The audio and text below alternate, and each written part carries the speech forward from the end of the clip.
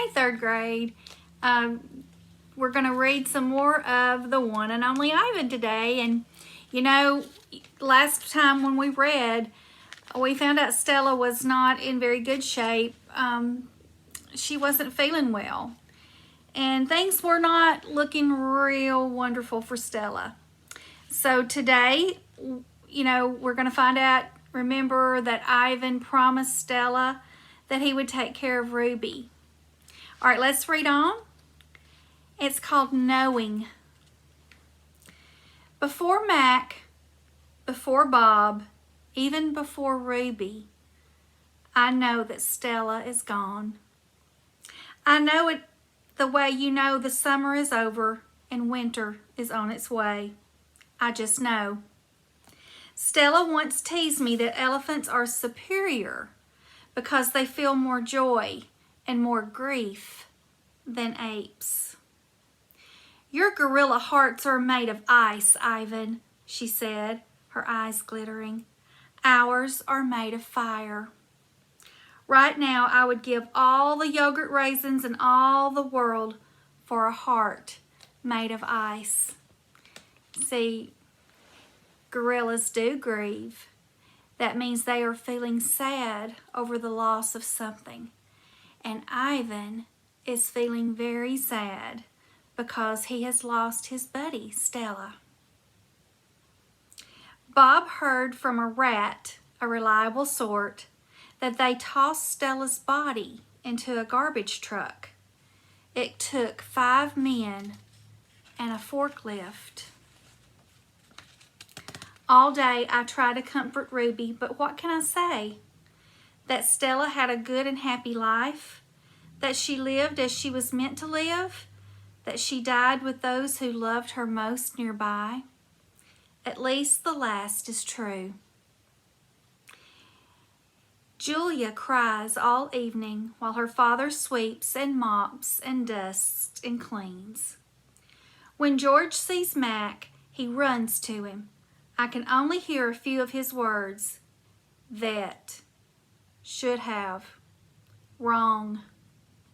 Mac shrugs. His shoulders droop. He leaves without saying a word. When George wipes the fingerprints off my glass, his cheeks are wet. He doesn't meet my eyes. So George is feeling pretty sad as well, isn't he? This part is called The One and Only Ivan. When all the humans have left, I send Bob to check on Ruby. How is she? I ask when he returns.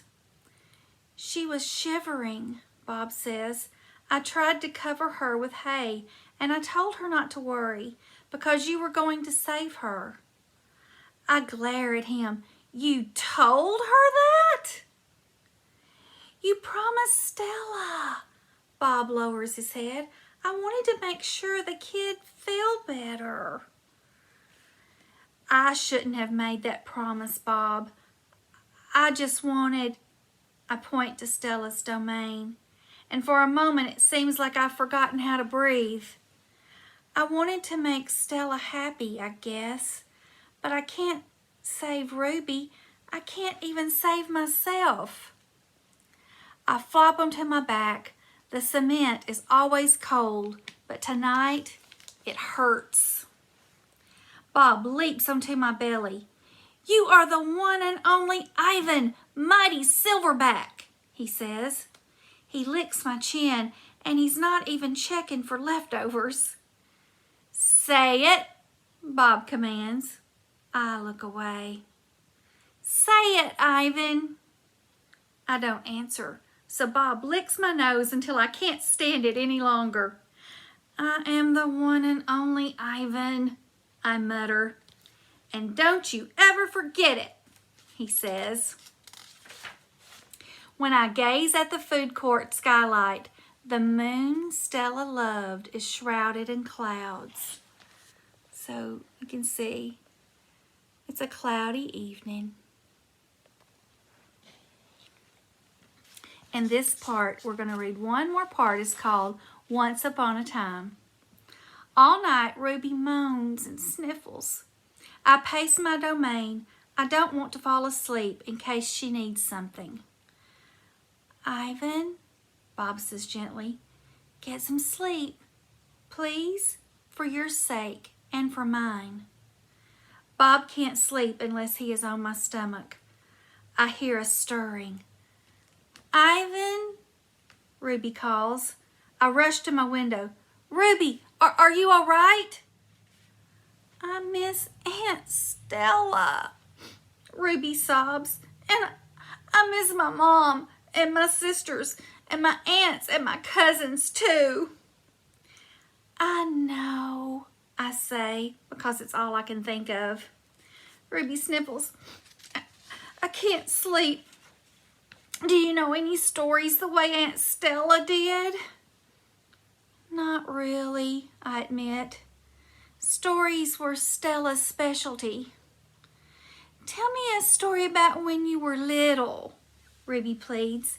She puts her trunk between the bars. Please, Ivan. I scratch the back of my head. I don't remember things, Ruby, I admit. It's true, Bob says, trying to be helpful. Ivan has a terrible memory.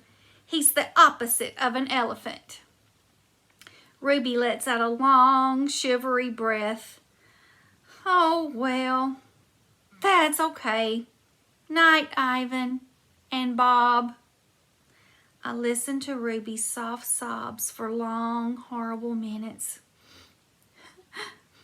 Then I hear myself saying, once upon a time, there was a gorilla named Ivan.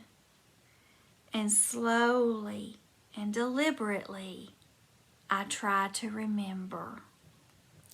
So next time when we read, we're going to see what the story is that Ivan tells Ruby.